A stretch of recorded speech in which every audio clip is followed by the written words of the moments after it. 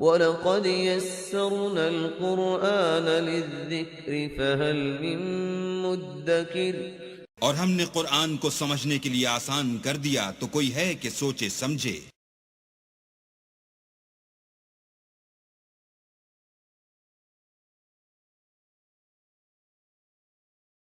اعوذ باللہ من الشیطان الرجیم۔ پناہ مانگتا ہوں میں اللہ کی شیطان مردود سے۔ بسم اللہ الرحمن الرحیم۔ شروع اللہ کا نام لے کر جو بڑا مہربان نہایت رحم والا ہے۔ للفقراء المهاجرين الذين أخرجوا من ديارهم وأموالهم يبتغون فضلا من الله ورضوانا وينصرون الله ورسوله أولئك هم الصادقون۔ والذين تبوأوا الدار والإيمان من قبلهم يحبون من هاجر إليهم ولا يجدون في صدورهم حاجة مما أوتوا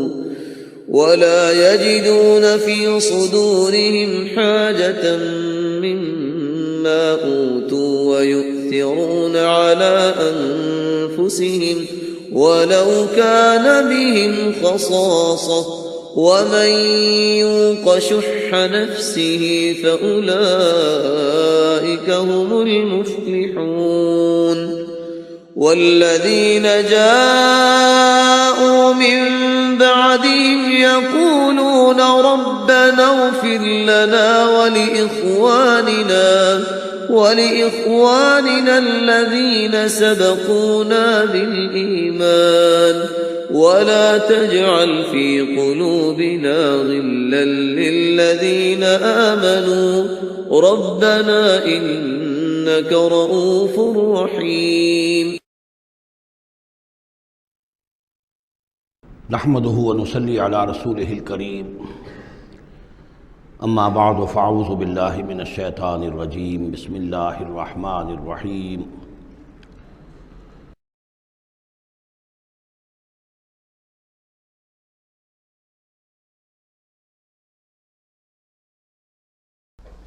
للفقراء، اب بیان ہوا کہ جب یہ بیت المال میں چلا جائے گا تو رسول نے تو اپنے اوپر فقر لازم کیا ہوا ہے، رسول نے تو اپنی بیویوں کے نفقہ بڑھانے کی بجائے ایلا کر لیا تھا۔ سورہ احزاب میں ہم سب پڑھ آئے ہیں۔ رسول یہ کس کو دے گا؟ للفقراء المہاجرین الذین اخرجوا من دیارہم، وہ مہاجر جو تنگ دست ہیں، کہ جو نکال دیے گئے اپنے گھروں سے، اموالہم، اور اپنے اموال سے، انہیں سب کچھ چھوڑ کر آنا پڑا۔ یبتغون فضلا من اللہ ورضوانا، وہ تو اللہ کے فضل کے متلاشی ہیں، تلاش کر رہے ہیں، حاصل کرنا چاہتے ہیں اللہ کا فضل اور اس کی رضا۔ وَيَنْصُرُونَ اللَّهَ وَرَسُولَهُ، اور وہ اللہ اس کے رسول کی مدد کر رہے ہیں۔ وَلِيَعْلَمَ اللَّهُ مَنْ يَنْصُرُهُ وَرُسُلَهُ بِالْغَيْبِ، یہ ہم پڑھ چکے ہیں۔ اللہ دیکھنا چاہتا ہے کون ہے وہ جو اللہ کی مدد کرتے ہیں اور اللہ کے رسول کی مدد کرتے ہیں غیب میں ہونے کے باوجود۔ تو یہ لوگ جو ہیں جان ہتھیلیوں پر رکھ کر آ گئے، مکے کو انہوں نے چھوڑ دیا، اپنے گھر بار وہاں چھوڑے ہوئے ہیں، اپنے بال بچوں کو چھوڑا ہوا ہے، تو ان کے لیے کوئی چیز نہیں ہے، تو اب اس میں سے مال فے میں سے ان کا حصہ ہوگا۔ للفقراء المہاجرین الذین اخرجوا من دیارہم واموالہم ویبتغون فضلا من اللہ ورضوانا وینصرون اللہ ورسولہ اولئک ھم الصادقون، یقیناً وہ لوگ سچے ہیں، انہوں نے اپنا سچا ہونا ثابت کر دیا، صادق الایمان ہونے کا ثبوت دے دیا۔ والذین تبوؤا الدار والایمان من قبلہم، اور جو لوگ گھروں میں آباد تھے اور جن کو پاس ایمان بھی تھا ان سے پہلے، یعنی ان کے آنے سے پہلے، یعنی انصار مدینے میں جو پہلے سے آباد تھے اور ان کے دلوں میں بھی ایمان پیدا ہو چکا تھا، وہ جب یہ مہاجرین آئے ہیں تو ان کا طرز عمل کیا تھا؟ جن کے دلوں میں ایمان تھا، یحبون من ہاجر الیہم، انہوں نے قطعاً گراں نہیں محسوس کیا کہ یہ ہجرت کر کے لوگ آ گئے ہیں، ہماری معیشت پر بوجھ بن جائیں گے، ہمارے لیے جو ہے یہ آبادی جو ہے اتنی بڑی اور بڑھ رہی ہے،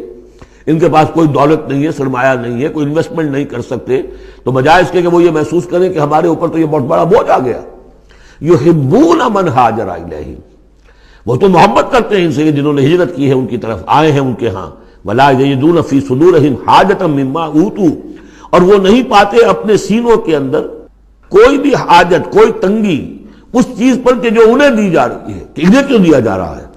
نہیں ہوگا، اس لیے کہ ان کے دلوں میں ایمان ہے، اللہ تعالیٰ نے ان کو ایمان کی دولت سے بہرہور کیا ہے۔ یہ جیسا کہ میں نے عرض کیا کہ انصار میں سے جن حضرات کو توقع تھی کہ اب یہ سارا مال و اسباب جو چھوڑ کر گئے ہیں بنو نذیر، اس میں سے ہمیں بھی حصہ ملے گا، اور جب یہ طے ہو گیا کہ یہ سارا مال فے ہے، یہ مال غنیمت ہے ہی نہیں، تو آخر فوری طور پر تو ایک دھکا سا لگا ہوگا۔ یہ ساری آیات در حقیقت ان کی تشفی کے لیے، تسکین کے لیے، ان کے جذبہ ایمان کو اپیل کرتے ہوئے اللہ اور اس کے رسول کے حوالے سے بات کی جا رہی ہے، اور جو بھی ان کے اندر ایمان تھا در حقیقت اس کا اعتراف کرتے ہوئے کہ والذین تبوؤا الدار والایمان من قبلہم یحبون من ہاجر الیہم، وہ تو محبت کرتے ہیں ان لوگوں سے جو ہجرت کر کے ان کے ہاں آ گئے ہیں، ولا یجدون فی صدورہم حاجۃ مما اوتوا، اور انہیں ہرگز کوئی تنگی محسوس نہیں ہوتی اس معاملے پر کہ جو انہیں دیا جا رہا ہے مہاجرین کو، وَيُؤْثِرُونَ عَلَىٰ أَنفُسِهِمْ وَلَوْ كَانَ بِهِمْ خَصَاصَةٌ، اور وہ تو اپنے اوپر ترجیح دیتے ہیں دوسروں کو خواہ ان کے اپنے اوپر تنگی ہو، یعنی انصار بھی سب کے سب جو ہیں وہ دولت مند تو نہیں تھے، ان میں بھی غریب بھی تھے، لیکن یہ کہ چاہے وہ خود تنگ دست ہوں، لیکن یہ کہ وہ دوسروں کو ترجیح دیتے ہیں، انہوں نے اپنے مہاجر بھائیوں کے لیے ایثار کیا ہے، قربانی کی ہے۔ ایثار جو ہے اس کے معنی ہوتی ہے ترجیح کرنا، کسی کو مقدم رکھنا۔ یؤثرون علی انفسہم ولو کان بہم خصاصہ، اپنے اوپر ان کو ترجیح دے رہے ہیں اگرچہ ان کے اپنے ہاں بھی تنگ دستی ہے، خواہ ہو ان کے ہاں تنگ دستی۔ ومن یوق شح نفسہ فاولئک هم المفلحون، اور یقیناً جو کوئی بھی بچا لیا گیا اپنے جی کے لالچ سے وہ وہی ہے کہ جو فلاح پانے والے ہیں۔ یہ ترغیب و تشویق ہے انصار کے لیے کہ جن کو گویا کہ اس مال فے سے ان آیات کی روح سے بالکل محروم قرار دے دیا گیا، الا یہ کہ ان کے ہاں جو یتامہ ہو، مساکین ہو، ان کے لیے تو ظاہر بات ہے کہ وہ حصہ موجود ہے۔ اب جو آیت آ رہی ہے اس حصے کی وہ یہ ہے، بہت عظیم آیت اس پہلو سے ہے کہ اسی سے استدلال کیا حضرت عمر نے رضی اللہ تعالیٰ عنہ ہماری تاریخ کے ایک بہت اہم موقع پر، جبکہ خاصا اختلاف بھی اس میں پیدا ہو گیا تھا۔ پہلے وہ موقع سمجھ لیجئے، جب حضرت عمر کے دور خلافت میں عراق فتح ہو گیا، شام فتح ہو گیا، ایران فتح ہو گیا، مصر فتح ہو گیا، تو ایک فرٹائل کریسنٹ کہلاتا ہے مڈل ایسٹ کا، بہت زرخیز علاقہ، درمیان میں تو اگرچہ عراق کے اور شام کے ایک بڑا صحرا ہے، لیکن ایک کریسنٹ پاتا ہے، بہت فرٹائل ایریا۔ اب یہ جو مجاہدین تھے، صحابہ کرام کتنے تھے؟ چند ہزار، ان کی طرف سے مطالبہ ہوا کہ یہ ساری زمینیں یہ مال غنیمت ہے، 1/5 رکھیے بیت المال کے لیے، 4/5 ہمارے اندر تقسیم کر دی۔ اگر ایسا ہو جاتا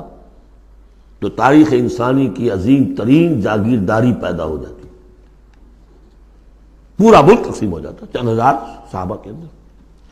اس سے بھی آگے بڑھ کر اس میں امپلائڈ یہ بھی تھا کہ ان ملکوں کی تمام آبادی ہماری غلام ہے، تقسیم کر دیجئے انہیں۔ مال غنیمت میں جو غلام آتے تھے وہ تقسیم ہوتے تھے کہ نہیں؟ لونڈیاں آتی تھی تو غنیمت تقسیم ہوتی تھی کہ نہیں؟ یہ اتنا بڑا مسئلہ تھا، حضرت عمر رضی اللہ تعالیٰ عنہ نے اس پر غور کیا، اور ان کی رائے یہ ہوئی کہ یہ جو مال ہے یہ مال فے شمار ہوگا، مال غنیمت نہیں۔ مال غنیمت صرف وہ ہوگا جو کسی جنگ میں معرکے کے عین مقام پر جو چیز ملے گی، جو تلواریں دشمن کے ہاتھ سے آپ کے ہاتھ لگ گئیں، زرہیں ہیں اور سامان ہے، یا بھیڑیں بکریاں ہیں، ان کے بھی تو راشن ساتھ ہوتے تھے کہ نہیں، گھوڑے ہیں، اونٹ ہیں، یا وہاں جو POWs ہوں گے، جو وہاں گرفتار ہوں گے، جو لڑنے والے، یا عورتیں اگر وہاں ساتھ ہوں گی وہ کنیزیں بنائی جائیں گی، تو جو محاذ جنگ پر جو مال آئے گا وہ تو غنیمت ہے۔ لیکن پورا ملک، اب جنگ تو ایک ہوئی ہے، نہابند کی جنگ ہوئی ہے یا فلاں کسی اور کی جنگ ہوئی ہے، تو اس کے نتیجے میں تم پورا کا پورا ملک جو ہے کسی کے قبضے میں آ گیا۔ ساری حکومت جو تھی ابراہیم لودھی کی، پانی پت کی جنگ کے اندر وہ ہارا، اور ساری حکومت جو ہے وہ اب بابر کی ہو گئی۔ تو اگر اس طرح کا کوئی معاملہ اس وقت سمجھا جاتا تو اب سارے کے سارے لوگ غلام اور ان کی عورتیں کنیزیں، جو چاہیں کریں۔ اب اس پر جب حضرت عمر کی یہ رائے ہوئی، اور اس کے لیے دلیل یہ لائے تھے کہ انہوں نے فرمایا کہ یہ جو فے کا حکم چلا آ رہا ہے، اس میں ایک تو فرمایا گیا ما افاء اللہ علی رسولہ من اہل القری فللہ وللرسول ولذی القربى والیتامى والمساکین وابن السبیل. اگلی آیت میں فرمایا للفقراء المہاجرین الذین اخرجوا من دیارہم واموالہم. اسی کے ساتھ جوڑا انہوں نے اس آیت کو والذین جاؤوا من بعدہم، جو اور بعد میں آئیں گے. اب یہ ظاہر بات ہے کہ یہ آج تو جتنے چند ہزار مسلمان تھے انہوں نے فتح کر لیا، اب اتنی بڑی امت ہے جو مسلمان بعد میں آئیں گے، اس کا مطلب ان کا تو کوئی حصہ رہا ہی نہیں. یہ بیت المال کے حصہ کی ملکیت قرار پائیں گی ساری زمینیں، تاکہ یہ امت مسلمہ کی ایک کلیکٹیو ملکیت ہو، collective ownership of the whole Muslim Ummah, تاکہ اس سے جو بیت المال کے اندر خراج آئے گا اس خراج سے تمام مسلمانوں کی بہبود، اور یہ کہ اللہ کے دین کی آگے نشر و اشاعت، اس کا ایک مکمل نظام، اور جو ہماری حدیں ہیں تو سرحدوں کے اوپر جو ہے فوجی پہرا، اس کے لیے باقاعدہ فوج رکھنا، اس کے لیے مسلسل جو ہے آمدنی چاہیے، اس سب کے لیے حضرت عمر نے کہا کہ یہ مال فے قرار پائے گا ان لوگوں کی اس آیت کی روح سے، کہ اس میں حق صرف انہی کا نہیں ہے کہ جو اس وقت ہیں والذین جاؤوا من بعدہم، وہ جو لوگ ان کے بعد آئیں گے ان کا بھی اس کے اندر حق ہے. اس آیت سے انہوں نے استدلال کیا رضی اللہ تعالی عنہ. اور یہ بھی میں آپ کو بتا دوں کہ صحابہ میں سے بڑے اہم صحابہ نے حضرت عمر سے اختلاف کیا، ان کا نہیں یہ مال غنیمت ہے تقسیم کیجیے. پھر یہ کہ ایک باقاعدہ جو ہے ایک کمیشن بنایا گیا، اس میں کچھ اوس کے، کچھ انصار اور کچھ جو ہے خزرج کے، ان کو ایک کمیشن بنایا گیا. انہوں نے غور کیا، سب کی بات سنی، اور پھر حضرت عمر رضی اللہ تعالیٰ عنہ کی رائے کے مطابق انہوں نے فیصلہ دیا، اور اسی پر پھر اجماع ہو گیا. اور اس سے اب مسلمان ممالک کے اندر جو اراضی ہیں ان کی دو مستقل قسمیں بن گئی ہیں، ایک اراضی عشری، ایک اراضی خراجی. عشری اراضی ان مسلمانوں کی قرار پائی اور اس علاقے کے مسلمانوں کی قرار پائی جو بغیر لڑے بھڑے ایمان لے آئے، جیسے مدینے کے لوگ. حضور نے مدینے کو فتح تو نہیں کیا بلکہ وہ تو خود لے کر آئے حضور کو، تو وہاں کی زمینیں انہی کے قبضے میں رہیں. عشری زمین قبضے میں ہوتی ہے، ملکیت ہوتی ہے مسلمان کی، اس میں سے عشر ہوگا پیداوار کا 10واں حصہ یا 20واں حصہ. یہ زمینیں کہ جہاں کسی قوم نے، کسی فوج نے دڑ بھڑ کر پھر شکست کھائی ہو یا پھر کسی اور طریقے سے فتح کیا گیا ہو ملک، اگر مسلمانوں نے فتح کیا ہو تو وہاں کی ساری زمینیں خراجی ہیں، وہ کسی کی انفرادی ملکیت نہیں ہے بلکہ اجتماعی ملکیت ہے.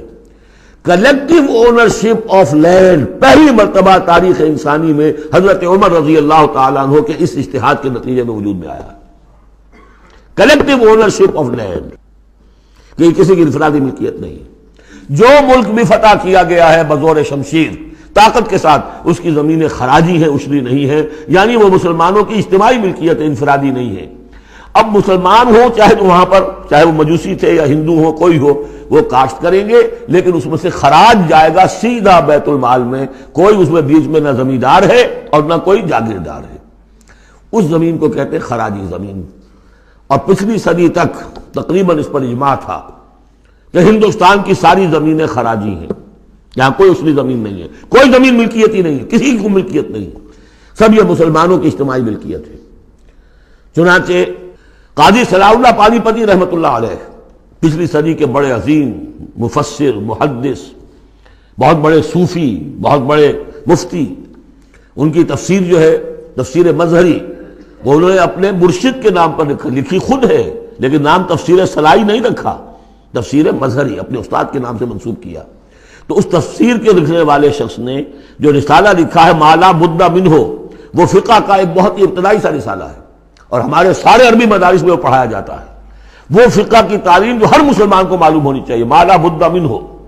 اس میں صاف لکھا ہے ہندوستان میں کوئی زمین عشری ہے ہی نہیں، لہذا میں عشر کے مسائل اس میں لکھتا ہی نہیں. خام خواہ طلبہ کے ذہنوں پر بوجھ پڑے، کیا ضرورت ہے، جبکہ یہاں اس کی اپلیکیشن ہی نہیں ہے. ہندوستان میں کوئی زمین جو ہے عشری نہیں، سب خراجی ہے. خراجی ہے تو اس کا نتیجہ کیا نکلتا ہے کہ بالکل نیا بندوبست اراضی ہو سکتا ہے، ان جاگیرداروں سے زمین واپس لی جا سکتی، ملکیت ہی نہیں ہے ان کی. یہ تو یہ کہ کبھی کسی شہنشاہ نے دے دی یا انگریزوں نے دے دی، کسی اور نے دے دی، ان کی ملکیت نہیں ہے، یہ ہے خراجی زمینیں، خراجی رہیں گی. تو یہ بہت اہم مسئلہ ہے اور اس کا تعلق اس آیت سے ہے.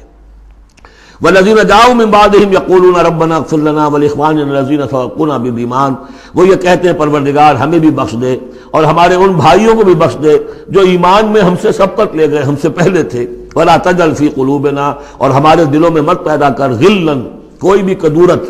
کوئی بھی بیر، للذین آمنوا، ان لوگوں کے لیے جو صاحب ایمان ہو، ربنا انک رؤوف الرحیم، پروردگار تو رؤوف ہے اور رحیم ہے۔ بارک اللہ لی ولکم فی القرآن العظیم ونفعنی وإیاکم بالآیات والذکر الحکیم۔